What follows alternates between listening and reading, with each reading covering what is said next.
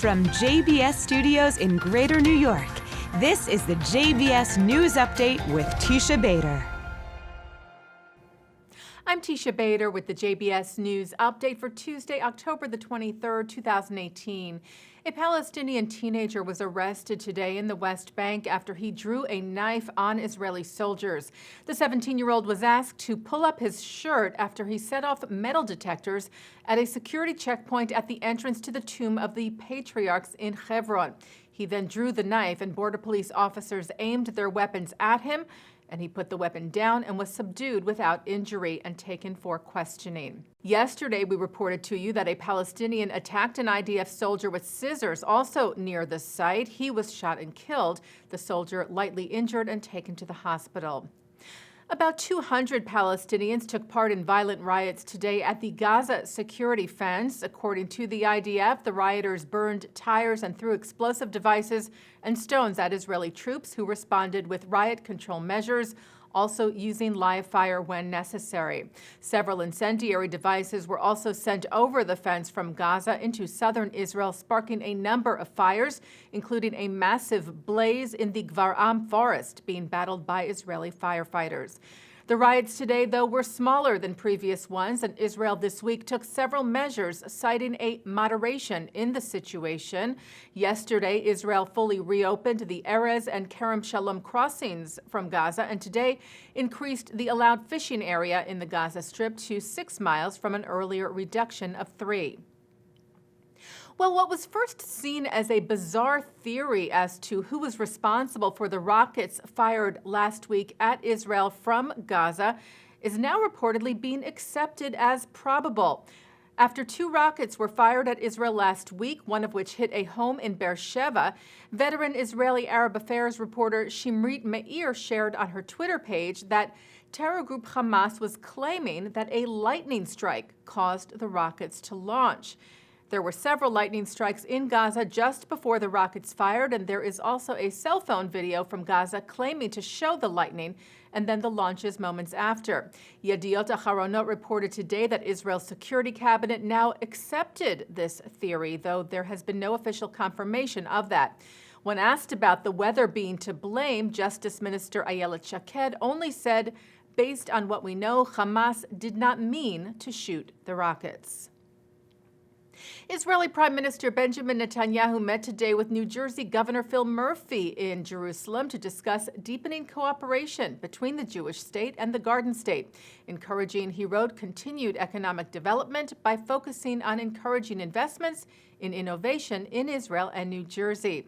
As we reported to you yesterday, Murphy and Israel consul in New York, Dani Dayan, signed a memorandum of understanding in Jerusalem yesterday, also towards this goal. A small explosive device was found in the mailbox outside the home of Jewish billionaire George Soros.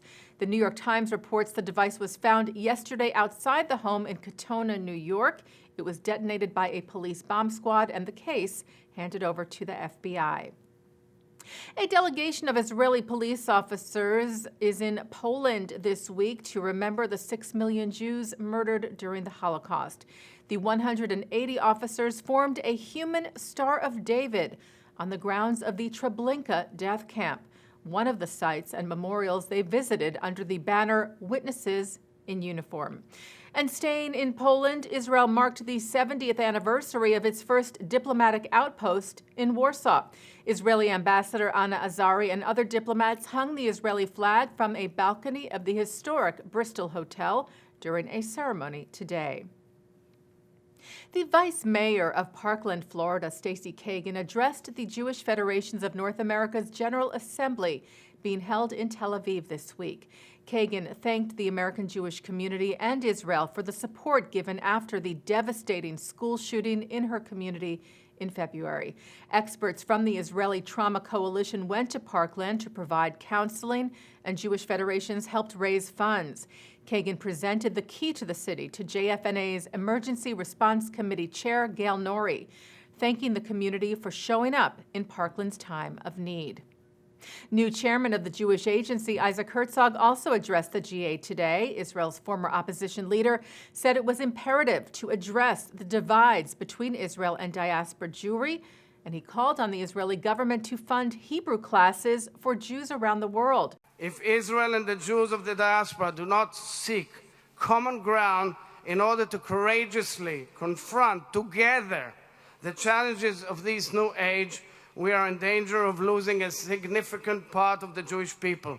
We must remember and insist that a Jew is a Jew is a Jew, no matter what he or she believes in, no matter where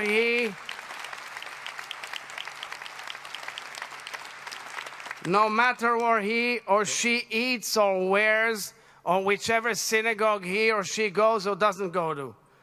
Instead of raising walls of confrontation that will further divide us, let us build golden bridges that will reconnect us.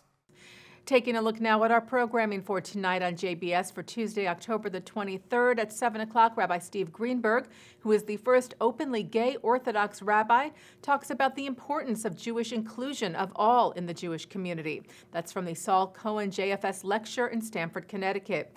At 8, we hear from Jewish gay activists who discuss the Israeli LGBTQ community's fight for acceptance. That's from students supporting Israel at Columbia. At 9 o'clock, Mark Golub sits down with Peter Kurz of the Israeli Association of Baseball and filmmaker Jeremy Neuberger, director of the film Heading Home, on L'chaim.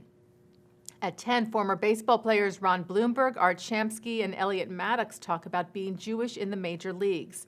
And coming up right after this newscast tonight at 6:30, Harvard Law Professor Emeritus Alan Dershowitz goes one-on-one.